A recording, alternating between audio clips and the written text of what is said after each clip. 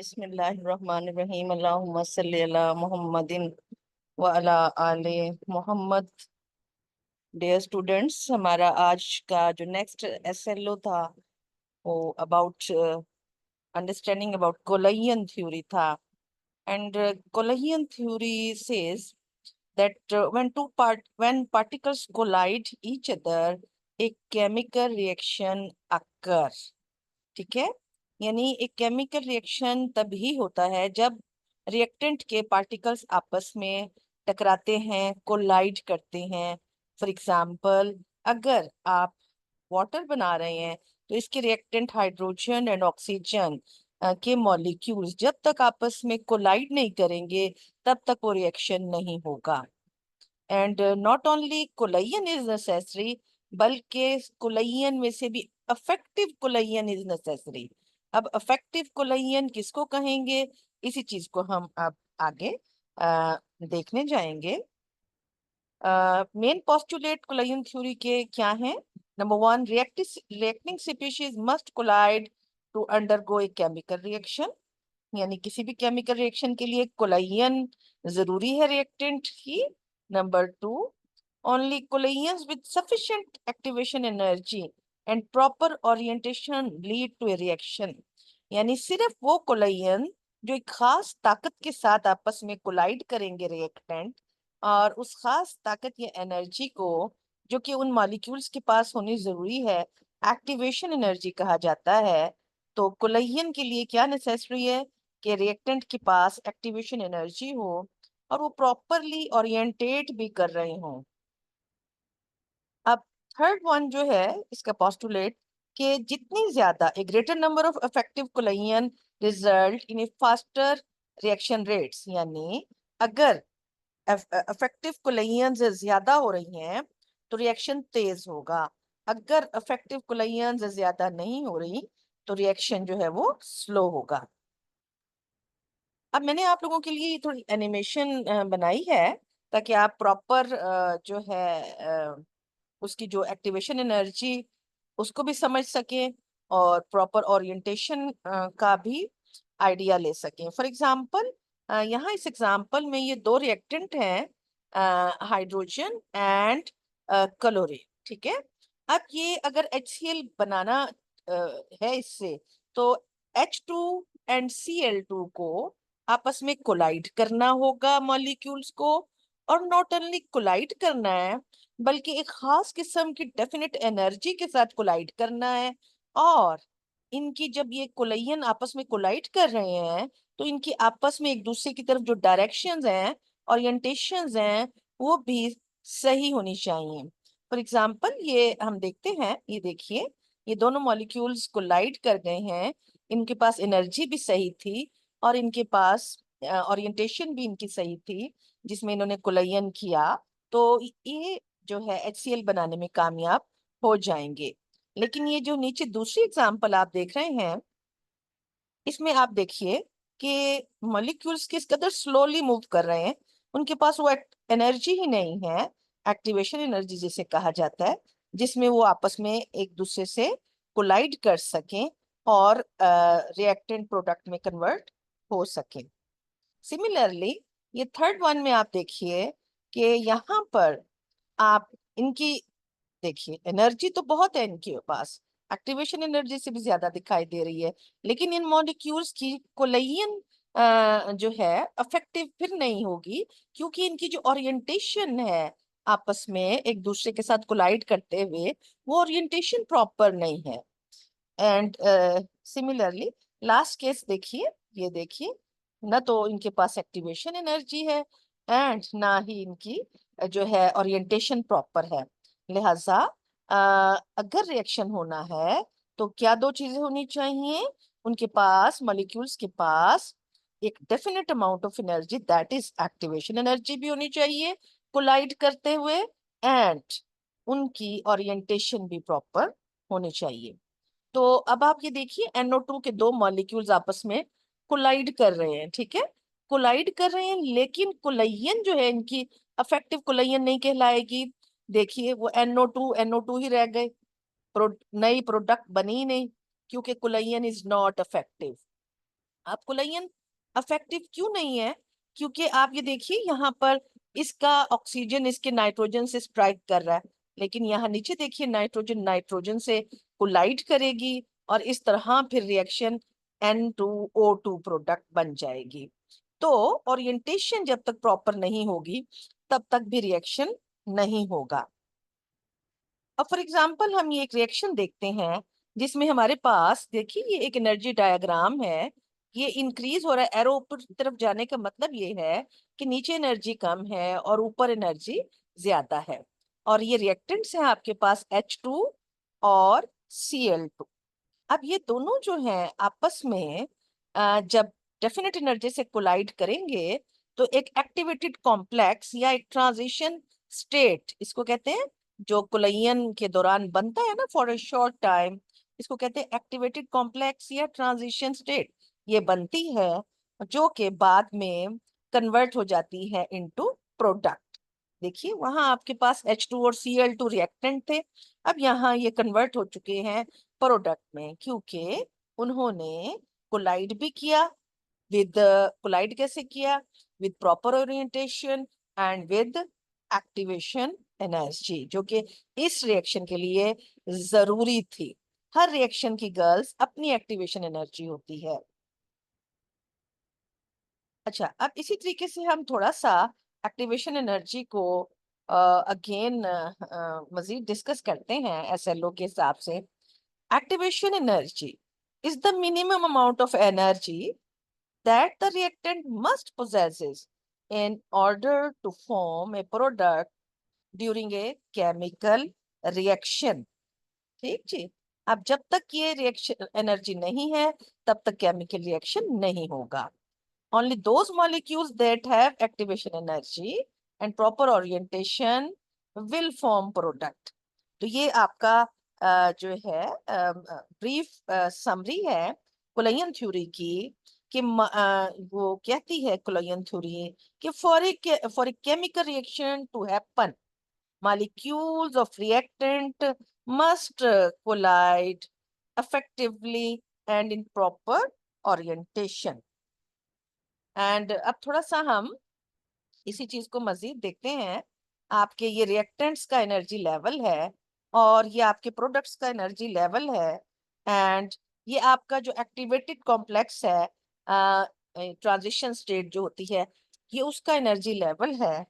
तो the energy difference between the reactants and the activated complex, इसको कहा जाता है एक्टिवेशन एनर्जी।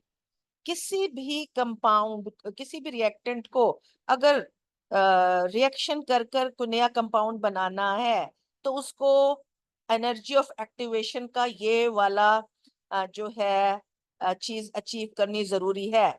जब रिएक्टेंट्स ये वाली एनर्जी अचीव कर लेते हैं तो फिर वो प्रोडक्ट में फाइनली कन्वर्ट हो जाते हैं। तो रिएक्टेंट्स एंड जो एक्टिवेटेड कॉम्प्लेक्स के दरमियान एनर्जी डिफरेंस है, इसी को हम एक्टिवेशन एनर्जी कहते हैं। सिमिलरली रिएक्टेंट एंड प्रोडक्ट्स के दरमियान जो एनर्जी डिफरेंस है उसे इंथैल्पी ऑफ रिएक्शन कहा जाता है। अब हम थोड़ा सा इन्हीं जो है एक्टिवेशन एनर्जी के ऊपर मजीद बात करेंगे। तो एक्टिवेशन एनर्जी जो है क्या हमेशा अगर एक रिएक्शन को एक डेफिनेट अमाउंट ऑफ एनर्जी चाहिए एक्टिवेशन एनर्जी, तो क्या उतनी ही हमेशा चाहिए होती है, या आपके पास कोई ऐसा तरीका है कि आप उस एक्टिवेशन एनर्जी को कम कर दें, आप उसी रिएक्शन को कम एनर्जी के साथ कर लें? Yes, it is possible, and it is possible with the help of enzyme या कैटलिस्ट। ठीक है, एक्टिवेशन एनर्जी जो है वो हम कैसे किसी रिएक्शन के लिए कम कर सकते हैं, यानी कोई रिएक्शन डेफिनेट जिसकी एक एक्टिवेशन एनर्जी होती है उससे कम एनर्जी में क्यों हो जाता है जब हम वहां पर उसको कैटालिस्ट प्रोवाइड कर देते हैं। असल में कैटालिस्ट जो होता है वो क्या करता है, वो एक नया पाथ, एक नया मैकेनिज्म, एक नया तरीकाकार देता है रिएक्शन को होने के लिए। फॉर एग्जाम्पल, अब ये दो रिएक्टेंट्स हैं तो ये प्रोडक्ट में कन्वर्ट होना चाह रहे हैं, रिएक्शन करना चाह रहे हैं, लेकिन ये तब तक प्रोडक्ट में नहीं कन्वर्ट होंगे जब तक के इनके पास इतनी एक्टिवेशन एनर्जी नहीं होगी। जब इन रिएक्टेंट्स के पास इतनी एक्टिवेशन एनर्जी आ जाएगी तो these reactant will convert into product. अगर नहीं आएगी तो ये नहीं प्रोडक्ट में कन्वर्ट होंगे। This is a must energy which must be must required by the reactants to have। लेकिन अब आप इस रिएक्शन में देखिए, आप ये इन रिएक्टेंट्स को एनर्जी थोड़ी चाहिए है। ये वही रिएक्टेंट्स हैं और वही प्रोडक्ट बन रही है, इनको एनर्जी क्यों कम चाहिए?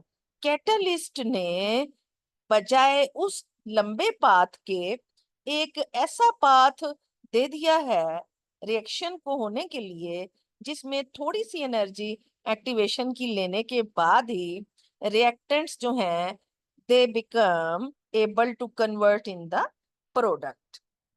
इसी चीज को हम कैटालिसिस का नाम भी देते हैं।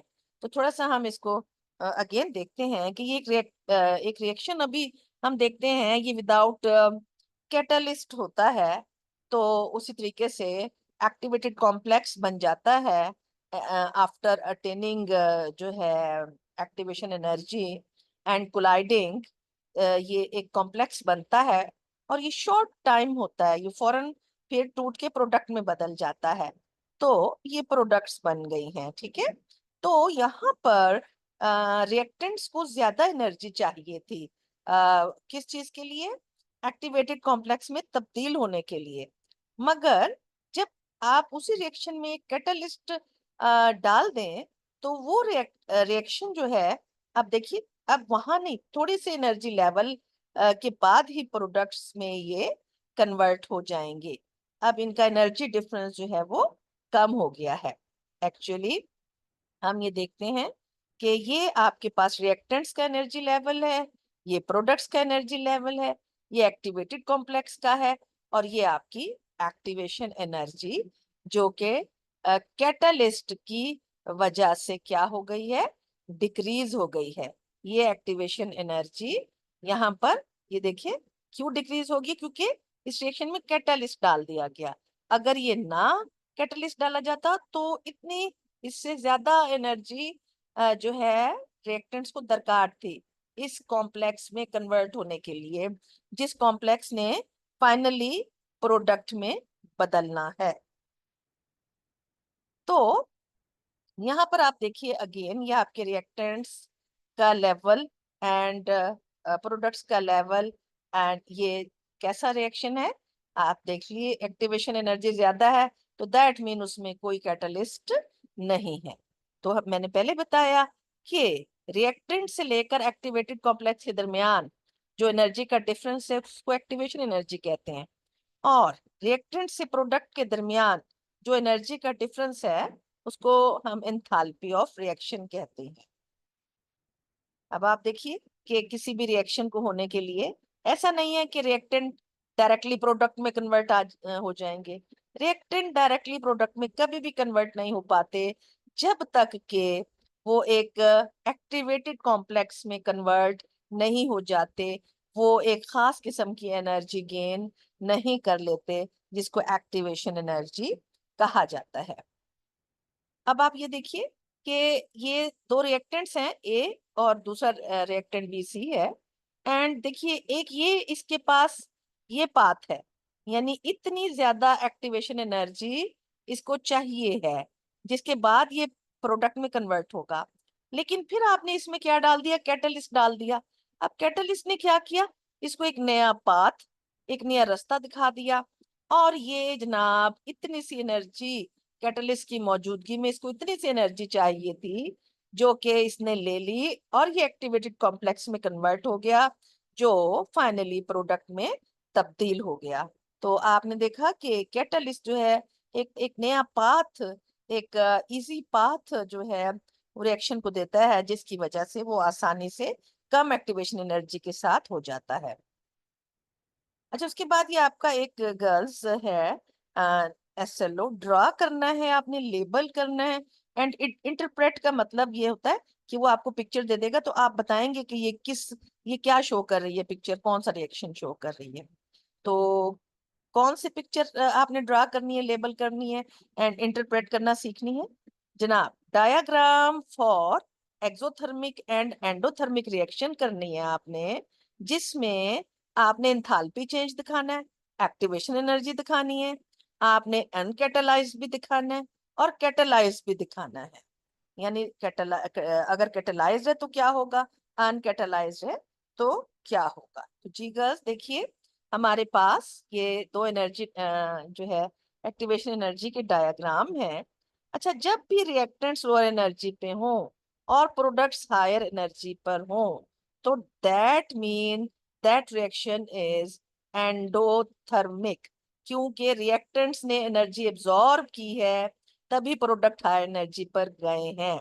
तो जब ये एंडोथर्मिक रिएक्शन होता है, ठीक है, तो हमेशा प्रोडक्ट हायर एनर्जी पर होते हैं।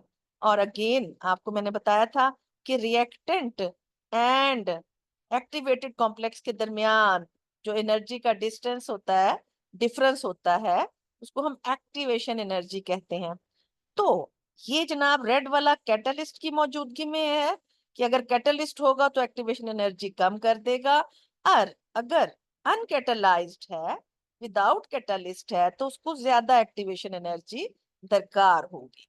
ठीक है, सिमिलरली आपने देखा इस पिक्चर में रिएक्टेंट्स जो हैं डायग्राम में, रिएक्टेंट्स जो हैं वो हाई एनर्जी पर हैं और प्रोडक्ट जो हैं वो लोअर एनर्जी पर हैं।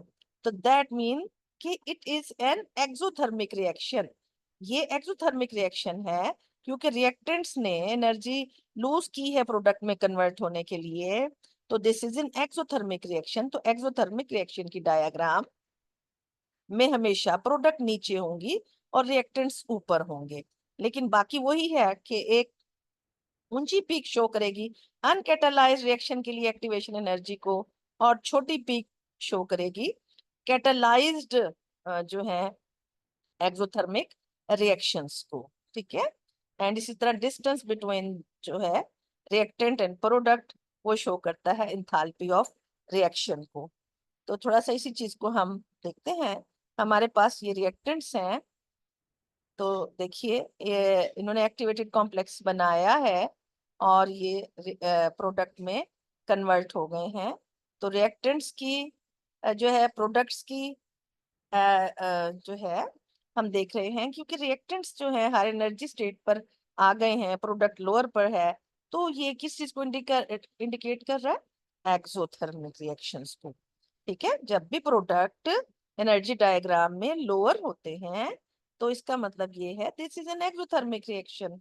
एंड सिमिलरली जो रिएक्टेंट एंड प्रोडक्ट के दरमियान जो एंथैल्पी होती है एक्सोथर्मिक रिएक्शन के लिए हमेशा नेगेटिव होती है। ठीक है, क्योंकि एनर्जी यहाँ से निकल रही है, तो हम कहेंगे एंथैल्पी जो है इसमें नेगेटिव है।